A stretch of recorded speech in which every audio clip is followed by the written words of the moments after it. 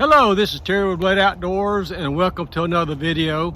This video is going to be a disaster preparedness outdoors skill video. And what I'm going to be doing today is using my chainsaw to saw up a oak tree that fell a couple of years ago. It's right behind me. So this is in no way a training video on how to use a chainsaw. It's just not.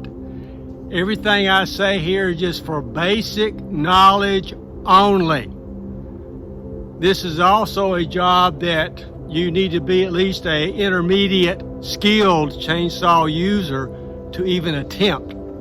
So I do recommend you get a chainsaw to prepare if you've got a fireplace, especially.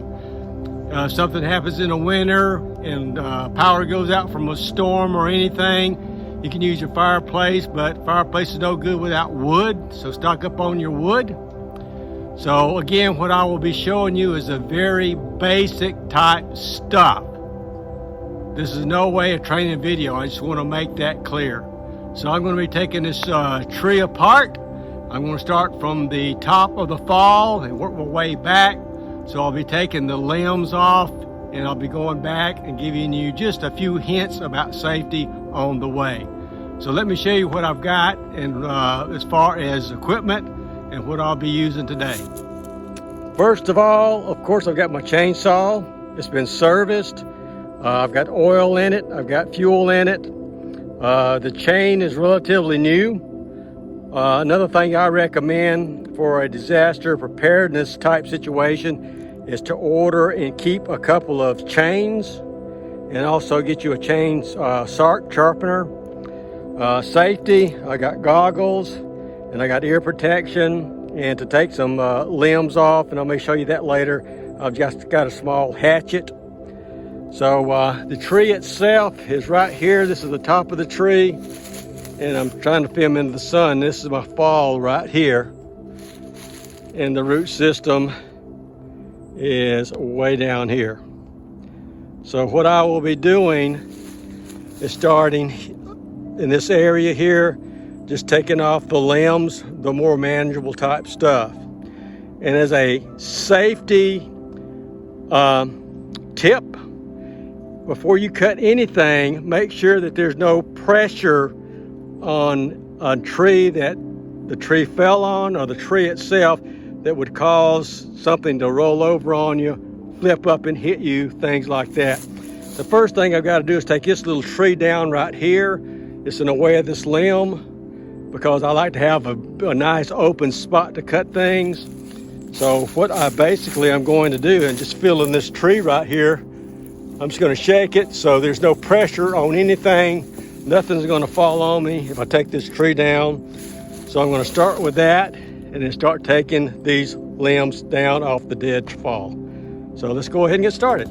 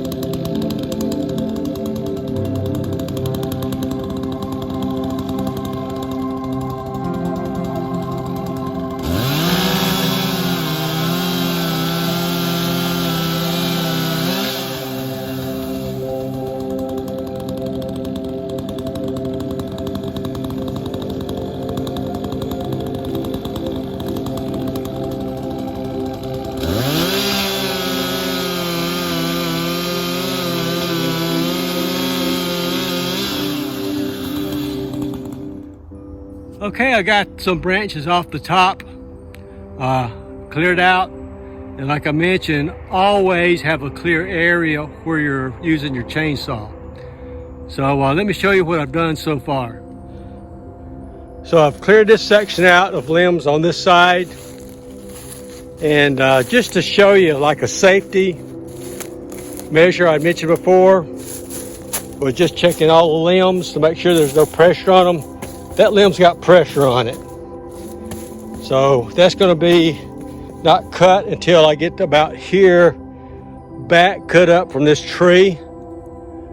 So what I'm going to do now is probably go to the other side, start taking the limbs down over there, and then again work up to this spot so I can safely remove the limb here that's got some tension on it. I do not want something popping back on me. Okay, this is the other side of the tree. There's the top of the deadfall there. The deadfall hit this tree here, so I got to be careful about that, see how much pressure and what pressure I've got on there. The trunk of the tree is going down through here.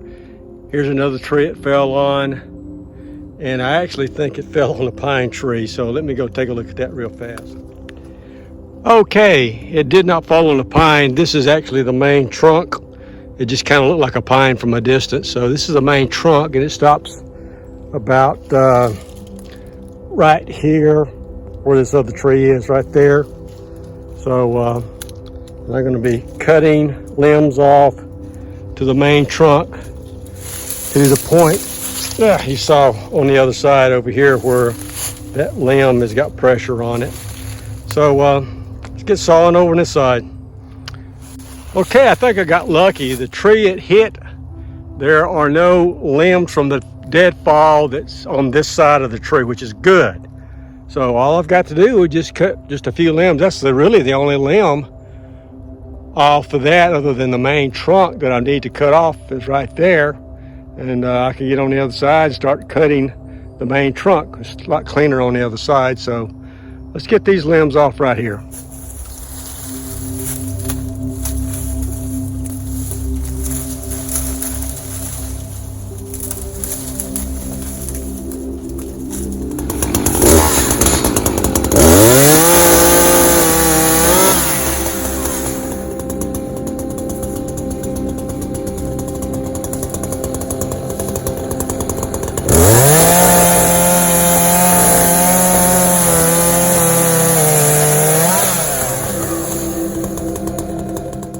Okay, I was just looking, and before I go to the other side, I noticed that this limb here had broken off the main trunk when it fell. So I'm going to go ahead and process up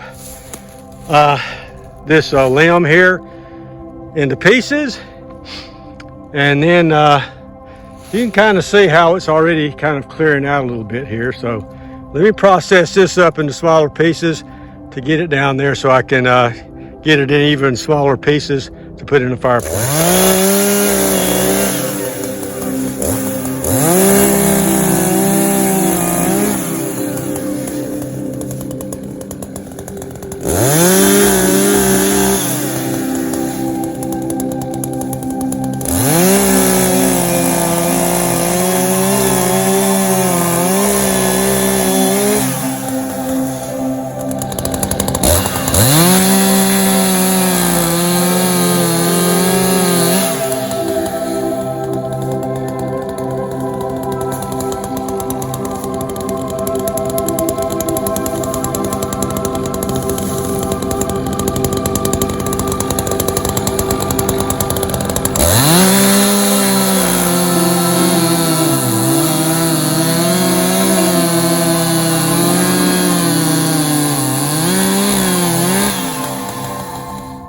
This is a workout for someone as old as me. So let me get what I've processed up already down the hill and just work on what I've got today and stack it up on the back porch and have it ready for a fire tonight.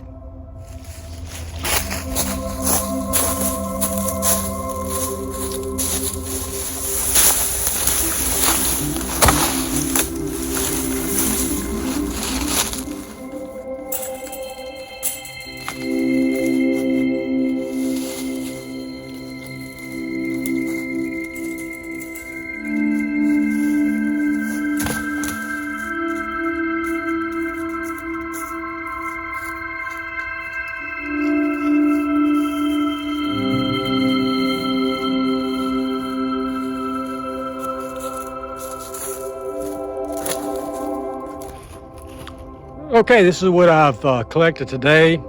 And if you look behind me is my regular stack of firewood.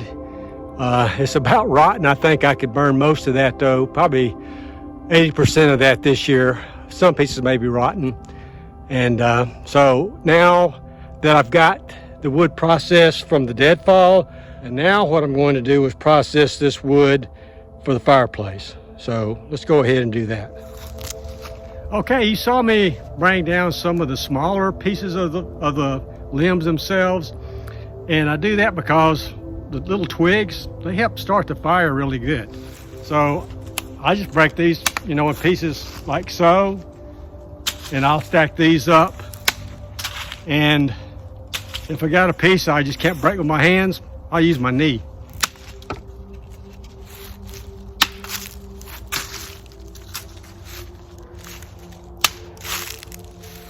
Okay, the smaller branches I could break with my hand or with my knee. I got a nice little bundle there.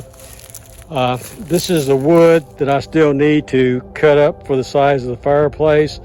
And I'm just going to use my chainsaw for that.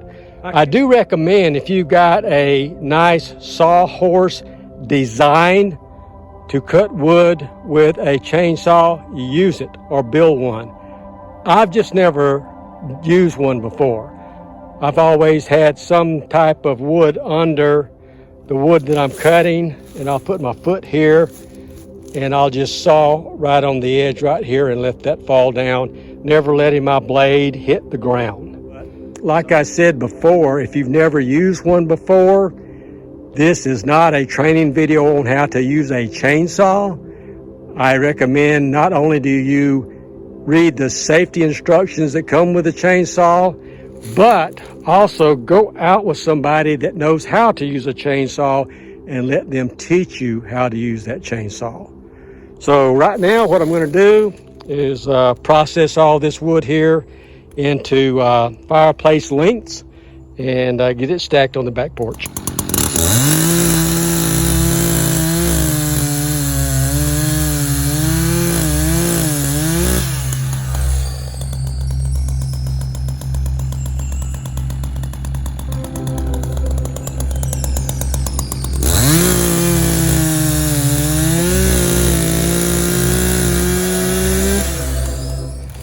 Okay, I got my pile of smaller wood done.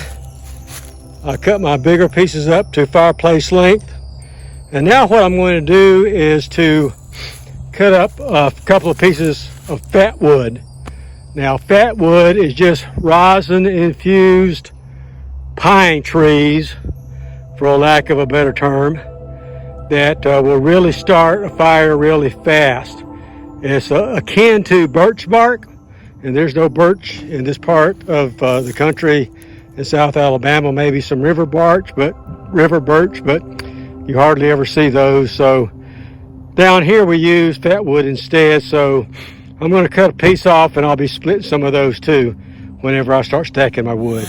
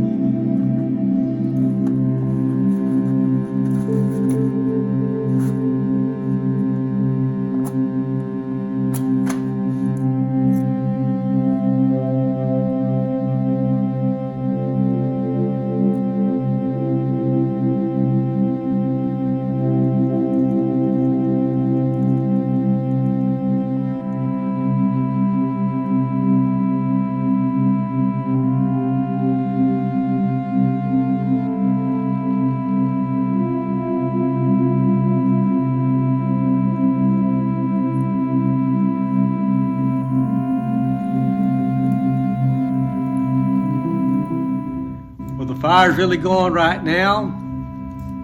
And just a note, this fireplace actually does have gas. I could have started fire with the gas, but I decided, since this is a disaster preparedness type video, that I'm simulating no gas, so that's why I'm using that fat wood that I cut into smaller pieces earlier. So I hope you learned something, and again I want to stress this was in no way a video on how to use a chainsaw. You know, if you get a chainsaw and use it, read the directions and try to go out with someone who knows how to use a chainsaw so they can teach you how to do it and do it safely. So I think that's going to be it again. So please like, comment, subscribe, hit that notification button, and I will see you guys in the next video. Thanks.